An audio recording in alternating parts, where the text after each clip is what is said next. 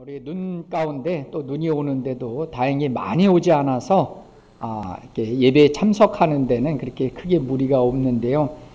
그래도 이렇게 눈이 오면 아까도 얘기했지만 좋은 면도 있지만 또 우리가 어려운 부분도 있으니까 우리가 아무튼 늘 기도하면서 안전하시고, 또 코로나도 우리가 또 이렇게 인원이 또 늘어나고 있습니다. 그래서 더 기도해 주시고 개인 방역에도 힘써 주시기 바랍니다.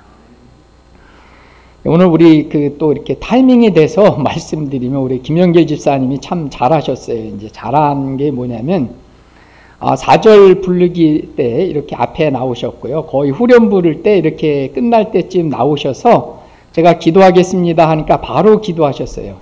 참 너무 감사드리는데요. 꼭 이렇게 해달라는 부탁을 꼭 드리고 싶었는데 오늘 너무 잘하셨기 때문에 앞으로 뭐 그렇게 안 하셔도 됩니다. 그렇게 안 하셔도 되는데 4절까지 있으면 이렇게 4절 때 앞으로 나오시고, 후렴 부를 때 끝 소절 이렇게 앞에 나오셔서 예, 기도하시겠습니다 하면 바로 기도하시면 이렇게 예배가 매끄럽고요. 또 아울러서 우리 성가대 분들도 제가 오늘 40절까지잖아요. 그러면 35절 부를 때 미리 나오셔도 이제 이렇게 인터넷 방송에는 나오시는 게 안 보여요. 그러니까 이렇게 미리 나오셔서 딱 준비하시고 찬양하겠습니다 하면 바로 이렇게 들어가면 어떨까라는, 또 우리가 새해서부터는 이런 부분, 작은 부분이지만 또 이렇게 또 함께 실천하면, 뭐 그렇게 안 하셔도 뭐 틀리거나 잘못된 부분이 아니니까 우리 성도님들이 그렇게 또 같이 함께 협력했으면 어떨까라는 생각이 듭니다. 예, 오늘 말씀의 제목은 은사를 품위 있고 질서대로 사용하라. 은사를 지난주에서 품위 있고 질서대로 사용하라는 말씀으로 함께 은혜를 나누도록 하겠습니다. 우리가 그 10년 전서부터 대학가 또 홍대서부터 해서 강남, 인사동을 중심으로 해서 우죽선적으로 늘어난 것이 있습니다. 그래서 우리 성도님들도 지나가다 아마 봤을 겁니다. 사주 카페라는 곳이 있습니다. 그래서 들어가는 입구에 보면 뭐 사주, 궁합, 장명, 뭐 택일, 뭐 이런 단어들이 볼 수 있고요. 또 차도 마시면서 재미 삼아서 점도 볼 수 있다라고 이렇게 광고를 하고 있습니다. 그럼 왜 이렇게 많은 사주 카페나 이런 타로점 같은 것이 우리 세상 가운데 늘어나고 있을까라고 하는 부분이죠. 그것은 우리 사회가 또 개인이 직면한 현실이 불안하기 때문에 그렇습니다. 앞날에 대해서 어떤 희망과 소망이 있는 것이 아니라 불안하기 때문에 뭔가 이 점을 쳐서라도 그 불안감을 해소하고자 싶은 그러한 사람들의 마음이 그 안에 담겨 있다라고 볼 수가 있습니다. 근데 우리가 그 성경 속에서 예언이라고 하는 것, 일반 사람들의 예언이 아니고요. 그 성경 속의 예언도 사람들이 흔히 생각하기를 미래를 점치는 거다, 미래에 대해서 얘기해 주는 거다라고 말하는 사람이 있어요. 물론 그 성경 속에서는 앞날에 대해서 말해 주기도 합니다. 그러나 우리가 이 점하고 다른 것은, 점은 이 절대로 앞을 볼 수 없어요. 그 앞날에 대한 것은 누구의 소관이세요? 하나님의 영역이세요. 하나님. 근데 이 사단은 과거는 맞힐 수 있어요. 신령한 그래서 이 과거를 가지고 그 사람을 이제 쉽게 말하면 덫을 놓는 거죠. 얽매이는 겁니다. 그래서 자기 말에 빠져서 자기 말대로 그렇게 살아가기 위해서 그렇게 사단이 조종하는 전략 중에 하나가 이 점입니다.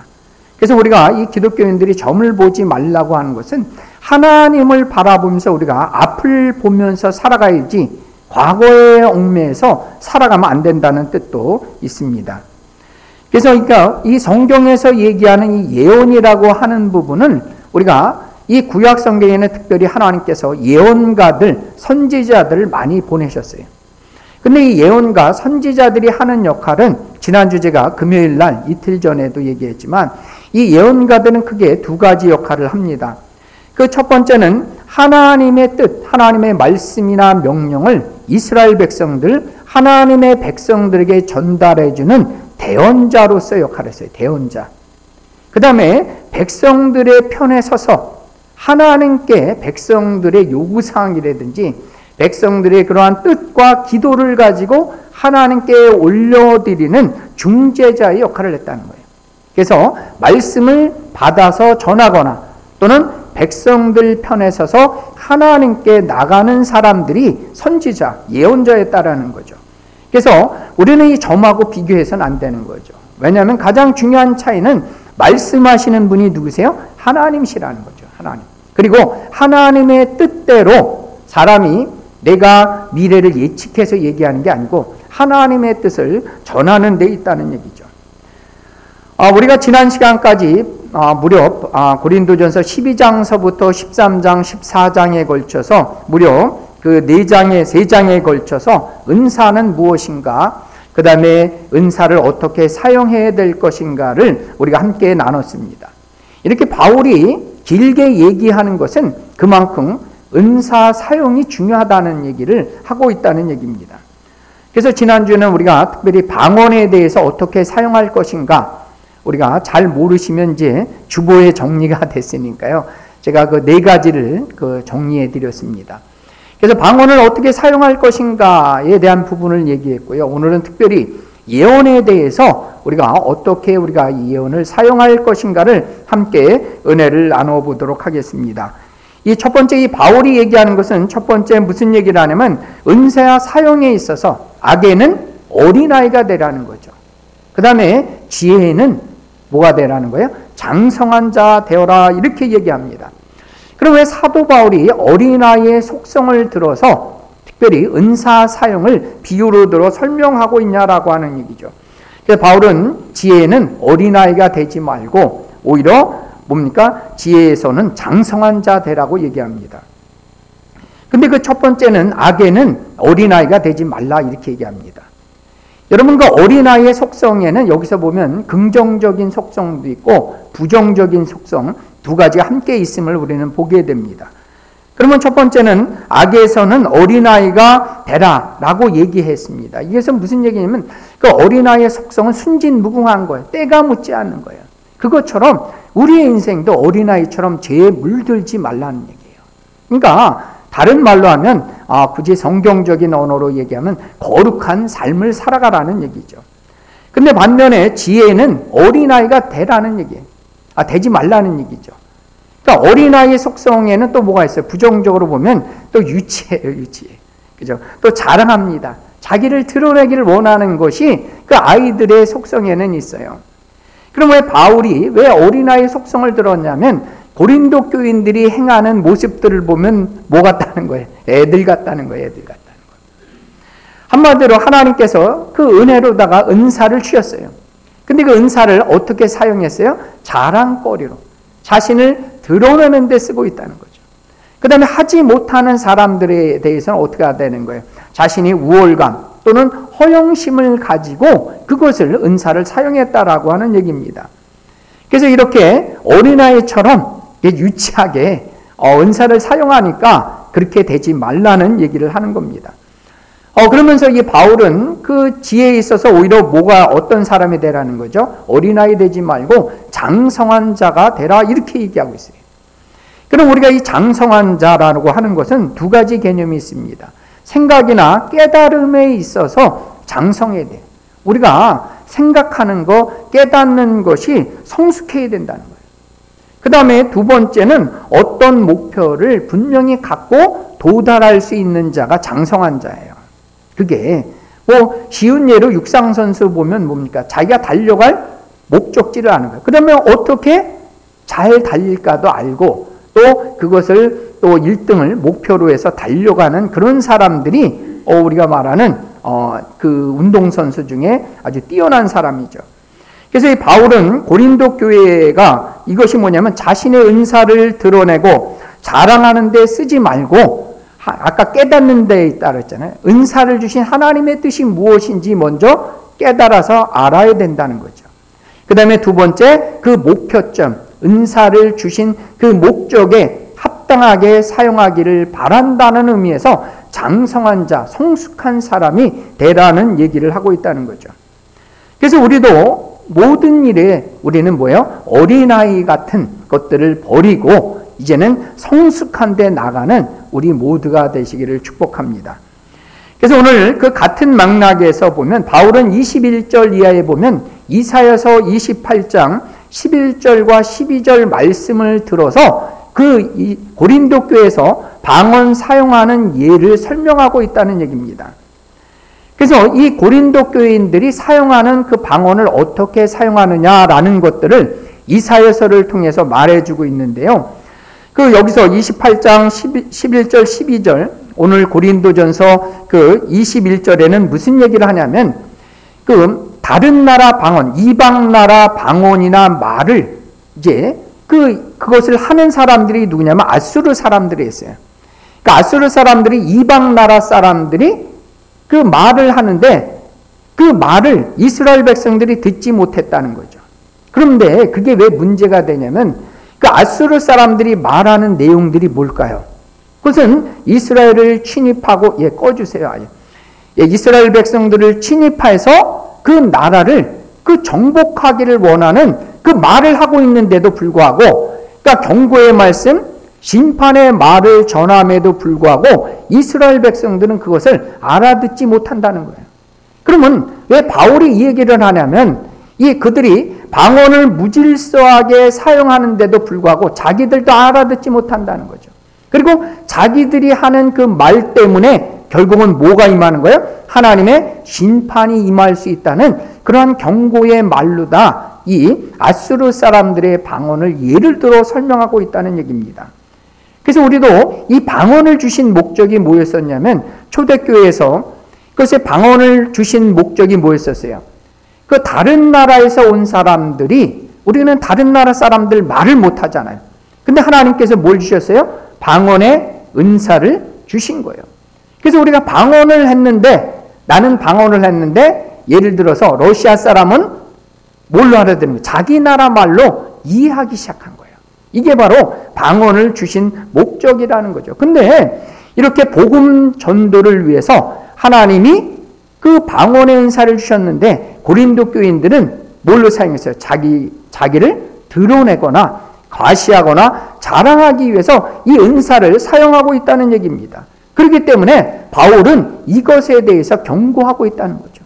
너희들이 이렇게 알아듣지 못하는 말을 쓰면 오히려 뭐 한다는 거예요? 하나님의 심판이 임할 수 있다는 것을 경고로 말해주고 있다는 거죠. 그래서 신학자 합지라고 하는 유명한 신학자가 있습니다. 같이 한번 그 합지가 무슨 얘기를 했냐면 같이 한번 읽어볼까요? 성령께서는 종종 사람들에게 은사를 베풀어 주신다. 그런데 그분은 사람들이 그 은사들을 활용하는 방법에 책임을 지게 하신다. 아멘. 여러분 은사를 주세 하나님이 베풀어 주셨어요. 그 다음에 하나님께서 책임을 물으신대요. 우리가 맡은 것 이거는 전에도 제가 얘기했지만 청지기적인 개념이에요. 은사를 선물로 주셨으면 우리가 그것을 맡아서 어떻게 사용하느냐, 어떻게 남김이 있느냐를 가지고 우리가 달란트 비유에서도 나오지만 하나님이 마지막 때에 뭐 하세요? 회개, 카운트 하시는 거예요. 얼마나 많이 남겼는지 아니면 내가 그것을 묻어두고 사용하지 않는지를 하나님은 심판하신다는 얘기죠. 그래서 그것에 대해서 책임을 묻기 때문에 우리는 받은 것이 중요한 것이 아니라 늘 기억해야 될 것은 어떻게 사용할 것인가를 늘 생각하는 사람, 그리고 주신 목적대로 사용해야 된다는 얘기입니다. 두 번째는 하나님께서 이 예언을 주신 이유가 있다는 거죠. 둘째는 예언이 가지고 있는 기능은 두 가지예요. 오늘 말씀해 보니까 책망과 진단이라는 얘기입니다. 이 예언의 말씀을 주신 이유가 두 가지 뭐라고요? 책망하고 진단하기 위해서 주셨다는 거죠. 그래서 우리 24절, 25절 말씀을 함께 한번 읽어보겠습니다. 그러나 나 예언을 하면 믿지 아니하는 자들이나 알지 못하는 자들이 들어와서 모든 사람들에게 책망을 들으며 모든 사람들에게 판단을 받고 그 마음의 숨은 일들이 드러나게 되므로 엎드려 하나님께 경배하며 하나님이 참으로 너희 가운데 계신다 전파하리라. 아멘. 여러분 이 방언과 예언의 차이점은 얘기했지만, 방언은 뭐라 그랬어요? 그 정의가 하늘나라의 비밀을 누구한테 하는 거예요? 하나님께 하는 거예요. 그러다 보면 말하는 사람도 몰라요. 근데 그리고 또한 듣는 사람도 자기가 무슨 얘기하는지, 그 사람이 무슨 얘기하는지 잘 알아듣지 못한다는 거죠. 근데 이 예언이라고 하는 것은 어떤 의미라는 거예요? 그 책망과, 오늘 보니까 책망을 듣기도 하고 판단을 받는 거예요. 왜냐하면 그 말씀을 듣고, 우리가 베드로가 설교했을 때 그들의 마음이 찔려 가로되 이렇게 나오잖아요. 사도행전에 보면 그들의 마음이 찔리는 거예요. 그래서 오히려 우리도 이 설교 시간에 특별히 마음에 찔리게 되면 오히려 감사하시고 뭐 하시면 돼요? 회개하시고 돌이키시고 다시 하나님의 뜻 가운데로 살아가는 게 오히려 뭐예요? 그게 은혜고 축복이에요. 그게 은혜고 축복입니다. 왜냐하면 말씀은 그런 기능이 있다는 거죠. 우리를 뭐하게 해요? 하나님이 책망하시기도 해요. 말씀을 통해서. 또 진단하세요. 내가 하나님의 뜻 가운데로 살아가고 있는지 없는지를 하나님께서 진단하시고, 더 중요한 건 숨은 일들을 드러나게 하세요. 그게 말씀의 기능이라는 거죠. 그래서 이 모든 것들을 통해서 뭐라 그래? 25절에 보니까, 하반절에 보니까 하나님이 참으로 너희 가운데 계신다 인정하게 되는 거예요. 우리가 말씀을 들을 때 우리가 돌이키고 다시 예배자로 성숙한 사람으로 살아갈 때 믿지 않는 사람들도 하나님이 계신다 인정하게 된다는 거예요. 그게 우리가 예언의 역할이라는 거죠. 그래서 이 구약 성경에 보면 그 하나님께서 예언자들, 선지자를 통해서 말씀하신 것은 우리를 물론 책망하게 하신 거예요. 그러나 더 본질적인 이유가 있어요. 그래서 나를 치네, 말씀으로 치네 이렇게 생각하시는 게 아니라, 물론 칠 수도 있어요. 깨닫게 하세요. 그건 오히려 은혜예요. 깨달은 것이. 아멘이시죠. 그래서 숨은 일들을 드러나게 하신 것은 오히려 감사할 일이 되는 거예요. 근데 더 중요한 게 있어요. 하나님께서 그렇게 우리에게 깨닫게 하셔서 숨은 일들이 드러나게 하시는 이유가 다시 주님께로 돌아오게 하기 위함이라는 거예요. 우리를 책망하고 심판하시기 위한 하나님이 아니시라는 거예요. 그래서 제가 지난 금요일날 에레미야, 그래서 유튜브에도 올렸습니다. 다시 한번 보시면요. 하나님께서는 뭘 주세요? 우리를 징계하기 위한 것이 아니라 내일의 소망을 주시기 위한 것이 하나님이라는 거예요. 하나님. 하나님께서 말씀하실 때 우리가 그 뜻을 깨달아야 돼요. 하나님의 진정한 뜻이 무엇인지. 그래서 우리가 특별히 그 말라기서 4장 5절 6절을 한번 읽어보겠는데요. 같이 한번 읽어보겠습니다. 보라, 여호와의 크고 두려운 날이 이르기 전에 내가 선지자 엘리야를 너희에게 보내리니 그가 아버지의 마음을 자녀에게로 돌이키게 하고 자녀들의 마음을 그들의 아버지에게로 돌이키게 하리라. 돌이키지 아니하면 두렵건대 내가 와서 저주로 그 땅을 칠까 하노라 하시니라. 아멘. 하나님의 뜻은 뭐예요? 돌이키게 하는 데 있다는 거예요. 징계는 회개하지 않으면, 돌이키지 않으면 그때 주는 거예요. 그때. 그러면 우리가 때로는 우리 가운데 마음의 찔림을 받을 때 우리가 이 사도행전 2장에 나온 대로 그 2장 37절인가요? 거기가 우리가 어찌할꼬 해야 된다는 거죠. 그러면 마음에 찔리고 숨은 일이 드러나면 다시 뭐예요? 회개하고 주님께 돌아오는 거예요. 그러면 하나님이 뭐예요? 돌아오기만 하면 긍휼히 여기시고 다시 회복하시고 다시 은혜 베풀어 주시는 그 하나님을 만나는 저와 여러분들이 되어야 될 줄 믿습니다. 그래서 나에게 다시 한번 얘기하지만 요즘에 예언은 이제 말씀하지 않으세요. 말씀하지 않은 게 아니라 모든 예언의 완성은 어디에 있어요? 성경 속에 있는 거예요. 그러니까 우리 성도님들은 뭐 어떤 기도원 다른 데서 내 미래를 점치거나 궁금해하지 마시고 뭘 들으시면 돼요? 하나님 말씀을 듣고 성경을 읽으면 그 안에 다 뭐가 있어요? 하나님의 뜻이 담겨져 있는 거예요. 나를 향한 하나님의 복이 그 안에 다 담겨져 있는 거예요. 그래서 우리는 하나님의 말씀을 들을 때 혹시나 마음에 찔리면 회개하시고 또 은혜 주시면 감사하시기를 축복합니다. 그게 성경입니다. 성경. 그 다음에 세 번째, 예언의 목적이 있어요. 그 목적은 두 가지인데요. 진리교육과 권면을 위해서 하나님이 주신 거예요. 그래서 목적이 뭐라고요? 진리로 여기는 가르치고 배우기 위해서, 그죠? 그 다음에 두 번째는 건면하기 위해서 주셨다는 얘기입니다. 여러분께서 26절에 보니까 바울은 그래서 방언 사연과 예언에 대해서 어떻게 사용할 것인가를 26절 이하에서부터 말씀하고 있어요. 지난주하고 좀 겹친 얘기인데요. 특별히 이 방언을 말할 때는 개인적으로 해야 되고요. 두 번째는 공예배에서 할 때는 통역하는 사람이 있어야 된다는 얘기예요. 제가 또 여기서 방언으로 설교하면, 여러분 설교하면 다 못 듣잖아요. 근데 통역하는 사람이 있으면 제가 방언으로 이제 설교해도 되는 거예요. 왜냐하면 통변해서 알아듣게 하라는 얘기예요. 통변하는 사람이 없으면 방언하지 말라는 얘기예요. 그 다음에 예언도 마찬가지입니다. 예언도 아무 때나 내가 말하지 말라는 거죠. 차례를 지켜서 하라는 얘기예요. 그래서 이 차례대로 분별하면서 해야 된다는 얘기죠. 그리고 예언을 한다고 무분별하게 하는 것이 아니라 두세 사람 정도, 그죠? 두세 사람 정도만 세우고 두세 사람도 어떻게 하라는 거예요? 예언을 할 때 차례대로 하고 다른 또 사람은 그것이 하나님의 뜻인가 분별하라는 얘기예요. 지금은 우리는 이제 이것이 아까도 얘기했지만 설교로 바꿨기 때문에 여러분들이 이제 제 설교를 들으면서 분별하시면 되는 거예요. 홍강표 목사가 제대로 말씀을 전하고 있는가, 그죠? 그리고 아까도 얘기했지만 찔리시면 회개하시고 은혜 되시면 감사하시고, 그죠? 나에게 들려지는 대로, 그것이 바로 예언의 목적이 교육하는 거예요. 교육하는 거. 그래서 이 교육하게 하고 그 다음에 덕을 세우는 것이라는 얘기예요. 그래서 이 예언이, 그래서 이 31절 말씀을 한번 읽어보도록 하겠습니다. 우리 31절 같이 한번 읽어볼까요? 너희는 다 모든 사람으로 배우게 하고 모든 사람을 권면을 받기 위해서 하나씩 하나씩 예언할 수 있느니라. 아멘. 그래서 우리는 예언할 수 있어요. 근데 우리가 공예배 시간에는, 그래서 제가 특별히 저를 세우신 것은 저를 통해서 하나님의 말씀을 전하게 하신 거예요. 그래서 혹시나 여러분들이 내가 하나님 말씀 받았다 하면 제가 세워드릴 수 있어요. 그래서 이게 이제 할 수 있다는 거죠. 근데 중요한 것이 뭐예요? 사람으로 배우게 하기 위해서.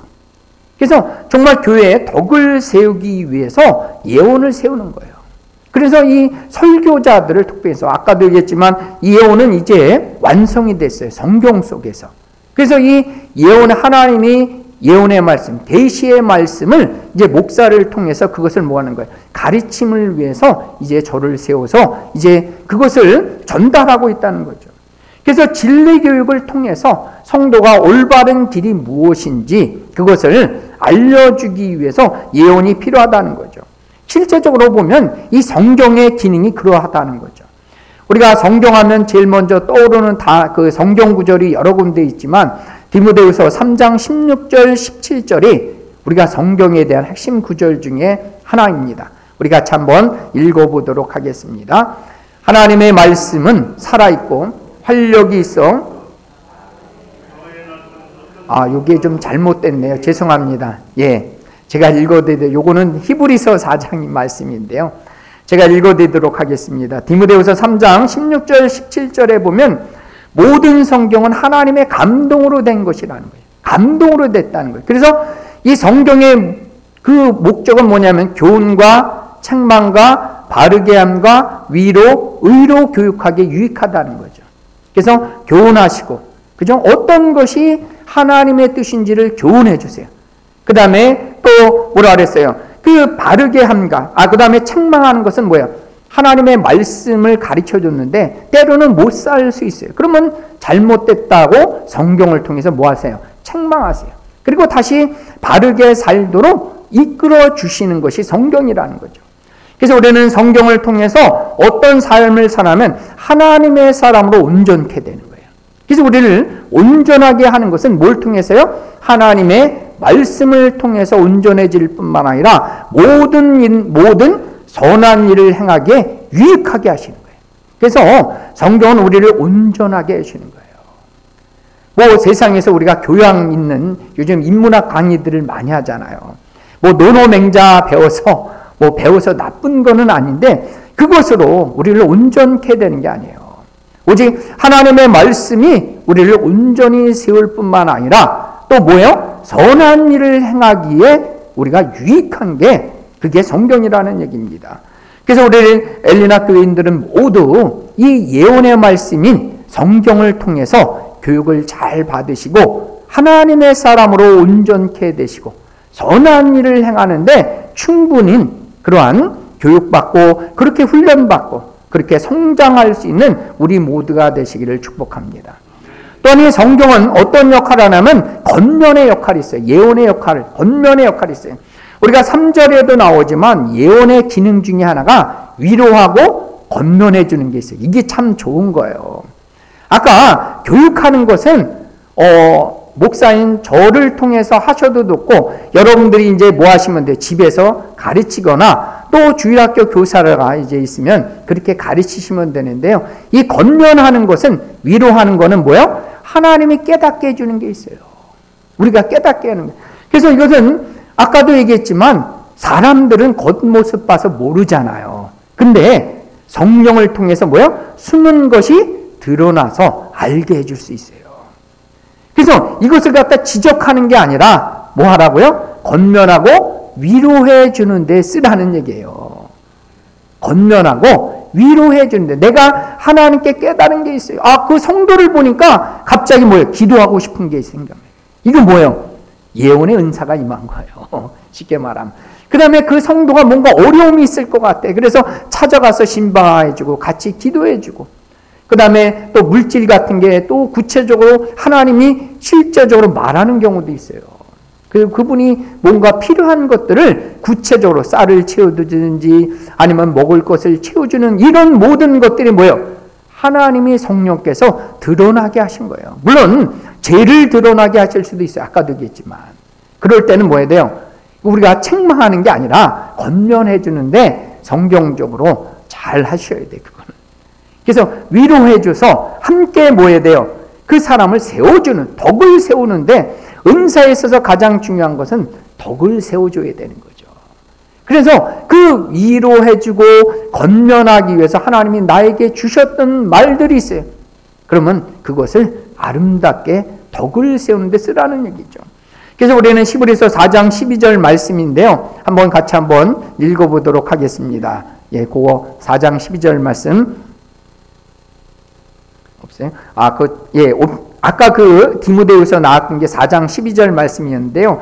제가 읽어드리겠습니다. 하나님의 말씀은 살아있고 활력이 있어. 옛날에는 이제 운동력이 있다라고 이렇게 나왔는데요.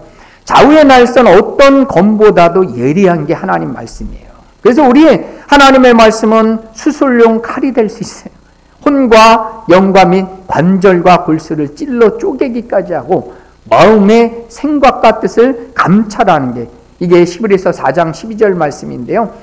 그래서 이런 역할을 하는 게 뭐예요? 하나님 말씀의 역할이라는 거예요. 그래서 우리는 뭐 해야 돼요? 하나님 말씀을 받은 것대로만 써야 돼요. 내 생각대로가 아니라 하나님이 성령을 통해서 나에게 말씀을 통해서 하시는 말씀을 통해서 우리는 뭐 해야 돼요? 권면하고 위로하고 저는 뭐 해야 돼요? 열심히 교육하면 되는 거예요. 이게 하나님이 우리에게 주신 말씀의 기능이고 예언의 역할이라는 얘기입니다.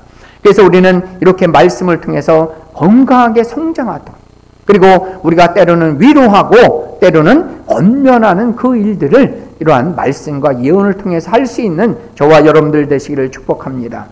마지막 네 번째는 모든 은사는 품이 있고 질서대로 사용해야 된다는 얘기입니다. 그래서 이게 결론적인 지난주도 결론적인 부분이었기 때문에 다시 한번 말씀을 드리는 겁니다. 근데 이렇게 품이 있고 질서대로 쓰는 데 있어서 먼저 여성들에게 한 것이 아니라 지금까지 계속 남자 여자에게 하고 있는데 특별히 우리가 이 여성들에 대해서 그 말씀을 해주고 있어요. 근데 이것이 그 여성들에게 하니까 우리는 그렇게 생각할 수 있어요. 이게 뭐 바울이 여성 차별하나. 근데 지금까지 뭐 하고 있었어요? 남자들 포함해서 다 얘기하고 있는데 그 당시 그 고린도 교회 여성들에게 특별히 방언이나 예언하는 은사가 여성들에게도 임했어요. 그러다 보니까 이제 여성들이 교회 안에서 방언을 하고 또 예언도 하고 또 옆에 있는 남자들한테 이게 뭐냐고 물어보기도 하고 하다 보니까 그만 공예배가 어떻게 돼? 무질서하게 됐다는 거, 시끄럽게 됐다는 얘기죠. 그래서 여성들에게 특별히 뭐라고 얘기하신 거예요? 바울이 잠잠하다 이렇게 얘기한 거예요. 그래서 이것은 얘기했지만 그 여성들에게만 특별히 얘기한 것이 아니라 지금까지 예배 질서에 대한 부분을 바울이 얘기한 맥락 속에서 같이 이해해줘야 된다는 얘기입니다. 그래서 이것은 모든 교회가 동일하게 또 남자 여자가 함께 들어야 되는 얘기입니다. 그래서 여러분 36절에 보니까 이 모든 것은 누구에게 나온 거라는 거예요? 개인적으로 바울이 한 얘기가 아니라 하나님께로부터 나온 얘기라는 거죠. 그래서 모든 교회가 동일하게 지켜야 되는 말씀이고 남자 여자 모든 성도가 함께 적용된다라는 그 말을 하는 거예요. 그러면서 이제 마지막 결론적으로 모든 은사에 대해서는 두 가지 기준이죠. 첫 번째는 품위 있게, 두 번째는 뭐예요? 그것을 질서대로 사용하라는 얘기죠. 여러분 지난주도 이 품위가 있다는 것, 그죠? 우리가 품위 있다는 것은 두 가지 개념이 있다 그래서 합당하고 예의 있게 쓰는 거예요. 그래서 내가 말하는 이 은사가 그 상황, 그 시점에 합당한가라는 거죠. 그래서 합당하지 않으면 잠잠해야 되는 거죠. 남자든 여자든 잠잠하는 거죠. 그 다음에 그 두 번째는 예의 있게 써야 된다는 거죠. 그래서 예의 있게라는 것은 다른 사람의 덕을 세워주는 거예요. 덕을 세워주도록 우리가 그것을 쓰면 된다는 거죠. 내가 그것을 자랑하거나 드러내기 위해서 또는 남을 책망하기 위해서 쓰는 것이 아니라 우리는 그것을 예의 있게 써야 된다는 얘기를 하고 있고요. 그 다음에 마지막으로 은사에 대해서 바울은 뭐라고 얘기합니까? 질서대로 써야 된다는 거죠. 그 질서대로는 다른 말로 하면 순서대로라는 거죠. 그래서 이 질서라는 말은 군대 용어에서 나왔다고 합니다. 여러분들이 군인들이 우리가 말하는 이제 예를 들어서 우리가 총검술 한다고 보면 아니면 이제 우리가 분열이나 사열 같은 거 이렇게 행진할 때 보면 어떻게 행진해요? 오와 열을 맞춰서 아주 그 질서정연하게 그렇게 행진하는 모습을 보잖아요. 그러니까 예언도 은사도 그렇게 써야 된다는 거죠. 질서대로 쓸 때 그것이 아름답다는 거죠. 공동체에 유익하다는 얘기입니다. 그래서 이 33절에 나온 대로 하나님은 어떤 분이세요? 질서의 하나님이시고 화평의 하나님이 되신다는 거예요. 이렇게 우리가 모든 은사들에 대해서 품위 있게 질서 있게 쓸 때 거기에는 뭐가 임하는 거예요? 그리스도의 화평, 하나님의 화평이 함께 해주는 공동체가 된다는 얘기죠. 반면에 우리가 무질서하게 이러한 은사를 사용할 때는 그것이 어지럽히는 하나님은 아니신데 우리는 어지럽힌 사람이 될 수 있다는 얘기입니다. 이제 말씀을 맺히면서 하나님께서는 우리 각자에게 필요한 은사를 주셨어요. 그래서 은사를 주신 목적은 교회의 아름다운 덕을 세워가는 거예요. 그래서 나에게 주신 은사로 아름답게 교회를 성숙시키는, 성장시키는 우리 모두가 되시기를 축복합니다.